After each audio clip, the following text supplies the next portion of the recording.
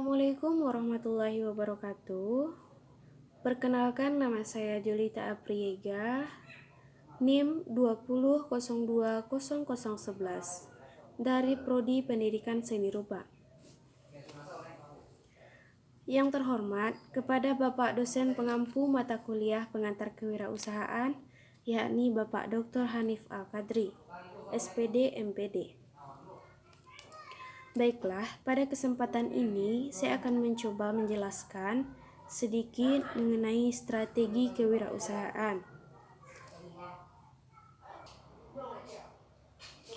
Baiklah, yang pertama itu kita akan berbicara mengenai pengelolaan usaha. Yang harus dipahami, satu hal yang tertulis yang harus dipahami adalah berisi misi usaha, usulan operasional, termasuk rincian, strategi, bahkan peluang-peluang yang mungkin diraih, dan juga market-market yang bisa dijadikan wilayah kita. Adapun fungsi dari sebuah perencanaan ataupun fungsi perencanaan itu adalah dijadikan sebagai pedoman mencapai keberhasilan manajemen yang digunakan untuk keberhasilan usaha, yakni berupa ringkasan eksklusif ataupun yang di dalamnya itu adalah maksud usaha, usulan-usulan finansial, dan yang lainnya.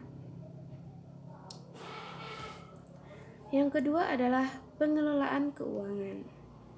Bagaimana pengelolaan keuangan ini adalah bagaimana cara kita mengusahakan sumber dana, bagaimana kita menggunakannya, kemana saja pergi dana yang kita gunakan itu, bagaimana mengendalikannya, dana-dana yang dimanfaatkan untuk produktivitas ataupun untuk membuat satu produk.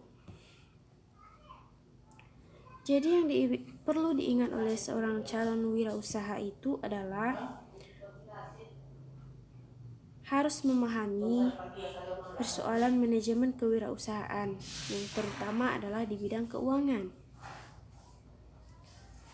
Nah, selanjutnya yaitu ada 3 aspek yang harus dipahami dalam pengelolaan keuangan. Yang pertama itu adalah sumber dana atau keuangan lembaga atau keuangan yang dijadikan sebagai modal utama dalam operasional usaha yang akan kita buat. Di sini ada 4 macam dana. Dana yang pertama adalah dana internal atau dana intern. Ini berarti dana yang berasal dari diri kita ataupun dari lembaga, perusahaan, dan dari kita si calon wirausaha. Yang kedua adalah dana cadangan atau dana laba. Sifatnya ditahan. Jadi dana ini digunakan apabila nantinya kita menghadapi suatu kesulitan ataupun kekurangan modal di tengah-tengah dan sebagainya. Jadi dana cadangan atau dana laba ini atau hasil atau laba dari penjualan kita yang pertama itu tidak boleh digunakan di awal, karena jika kita kesulitan untuk mencari dana nantinya maka akan berpotensi untuk menurunnya peluang dari usaha ataupun produk yang akan kita buat tadi. Selanjutnya adalah dana eksternal. Seperti yang kita tahu, dana eksternal itu adalah dana yang berasal dari luar, misalkan dari pinjaman bank, koperasi, dan sebagainya. Dana dari pemilik atau meliputi juga dana dari pemilik atau penyertaan, dan dana dari pinjaman yang bisa dimanfaatkan dari dana, misalnya dana keluarga, dana dari teman, ataupun dana dari pemerintah yang bisa kita gunakan untuk modal awal usaha yang akan kita buat. Kemudian ada dana ventura.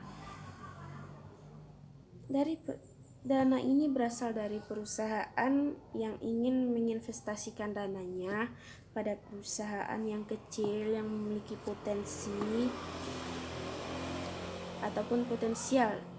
Itu artinya perusahaan kecil yang akan ditanami modal tadi memiliki potensial ataupun memiliki peluang untuk sukses atau menghasilkan produk yang diminati oleh konsumen secara cepat, memenuhi permintaan konsumen tadi.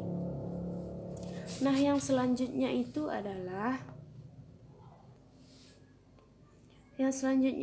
adalah aspek yang harus diperhatikan terkait dengan perencanaan dan penggunaan dana. Nah, yang pertama itu kita harus masuk dalam kategori pemikiran awal adalah biaya awal ataupun permulaan. Yang kedua adalah analisis peluang pokok atau BEP. Nah, di sini sehingga kita bisa mengkalkulasikan kemungkinan laba atau rugi yang bisa dilakukan pada bisnis yang akan dilakukan tersebut. Yang ketiga adalah pengawasan atau pengendalian dari dana. Ini perlu ataupun sangat penting dilakukan sejak awal kegiatan usaha. Intinya kita harus memulai ini dari awal. Kita harus menanamkan prinsip ataupun sifat ini dari awal di dalam diri kita. Jika kita semakin detail kita mengawasi ataupun semakin jeli pengawasan kita, kemudian melakukan kontrol dan melakukan kendali atas dana yang dipakai pada saat operasional, maka akan lebih besar kemungkinan usaha kita untuk berhasil. Kemudian ada juga yang harus dipertimbangkan dalam hal ini, yaitu persoalan terkait pemasaran. Persoalan bagaimana suatu barang atau jasa yang dihasilkan itu dari jenis bisnis yang ditempuh atau yang akan dilaksanakan itu dihasilkan kemudian didistribusikan memakai suatu usaha, yaitu usaha pemasaran ini, sehingga bisnis kita berkelanjutan nantinya. Itu artinya kita juga harus bisa melihat ataupun mengkondisikan target pasar ataupun selera ataupun keinginan dari konsumen, sehingga kita bisa melanjutkan usaha sesuai dengan apa yang sekiranya dibutuhkan oleh konsumen pada saat sekarang ini. Ini dalam persoalan terkait pemasaran ini memiliki manfaat, yaitu kita dapat meneliti banyak hal. Yang pertama adalah melihat keinginan ataupun kebutuhan dari konsumen. Yang kedua adalah menghasilkan barang dan jasa. Nah, di sini harus ada kejelasan terhadap kualitas produk ataupun kecocokan harga untuk daerah tertentu. Yang ketiga adalah harganya. Nah, seperti yang dibicarakan tadi, harus ada kejelasan terhadap kualitas produk, kecocokan harga untuk daerah tertentu. Berapa seandainya kemampuan pada masyarakat pada daerah ini ataupun daerah yang di sana mungkin. Yang ketiga adalah mendistribusikan barang dan jasa. Nah, yang keempat adalah mendistribusikan barang dan jasa. Nah, yang terakhir adalah promosi. Nah, pada saat promosi inilah kita banyak bisa dibilang banyak mengeluarkan dana, karena ini merupakan langkah awal kita untuk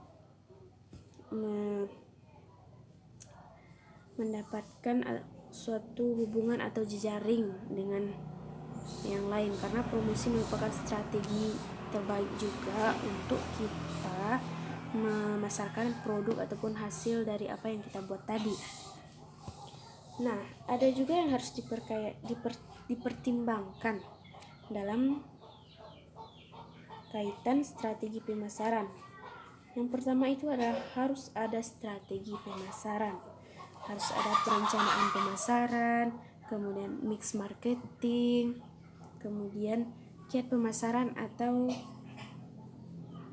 usahanya. Ada juga strategi untuk melakukan usaha dari beberapa artikel ataupun dari sumber lainnya. Dalam melakukan strategi usahanya itu, wirausahaan biasanya memilih 1 dari 4 strategi, yakni yang pertama adalah berada pertama di pasar dengan produk dan jasa yang baru. Nah, yang kedua adalah posisikan produk dan jasa baru tersebut pada dasar ceruk ataupun segmen. Nah, yang ketiga adalah fokuskan barang dan jasa pada relung yang kecil tetapi bisa bertahan. Yang keempat adalah mengubah karakteristik produk, pasar, ataupun industri. Nah, kita beralih pada yang pertama atau strategi pertama tadi, yaitu strategi untuk berada pertama di pasar dengan barang dan jasa yang baru. Nah, ini sering dipilih oleh wirausahaan, terutama pengusaha baru, meskipun ini paling berisiko. Jika strategi ini sekalinya berhasil, langkah selanjutnya adalah mempertahankan posisi kepemimpinan pasar atau market leader. Nah, lanjut pada strategi yang kedua, yaitu menyangkut pengembangan keterampilan untuk menanggapi peluang yang diciptakan oleh perusahaan yang berada di pasar. Terutamanya adalah di pasar utama. Yang sering terjadi adalah banyak peniru atau imitasi, meniru buatan orang lain dan juga ada yang melakukan modifikasi, memperindah barang yang sebelumnya kita dapat menjadi barang yang lebih memiliki nilai estetika yang lebih tinggi.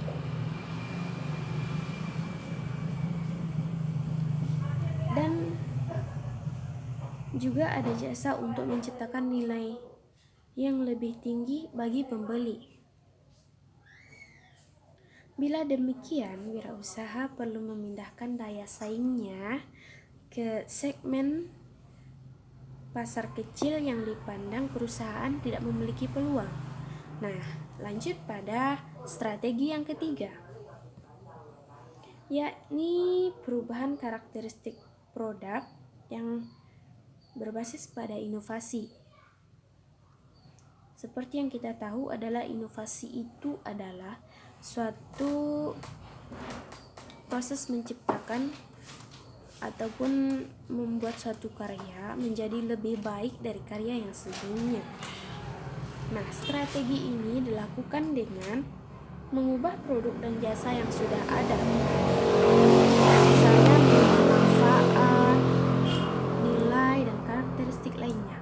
Strategi ini bisa menciptakan inovasi dengan salah satu cara berikut. Yang pertama adalah menciptakan manfaat, meningkatkan nilai inovasi ataupun nilai kita, bagaimana kita mengubah suatu karya yang sebelumnya itu menjadi karya yang lebih baik.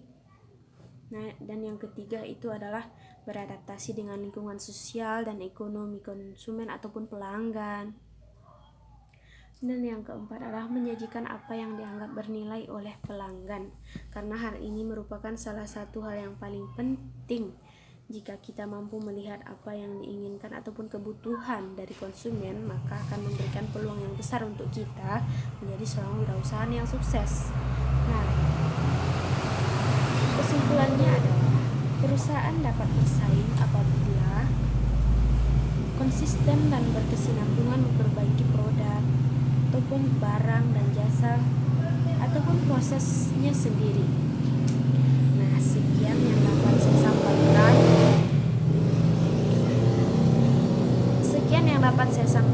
Mengenai materi strategi kewirausahaan ini. Semoga bermanfaat dengan dengan kita belajar bagaimana strategi. Mudah-mudahan kita bisa menerapkannya sehingga kita bisa menjadi seorang wirausahaan yang sukses nantinya.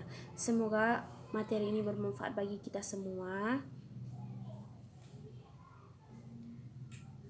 Terima kasih dan saya sudahi dengan Assalamualaikum warahmatullahi wabarakatuh.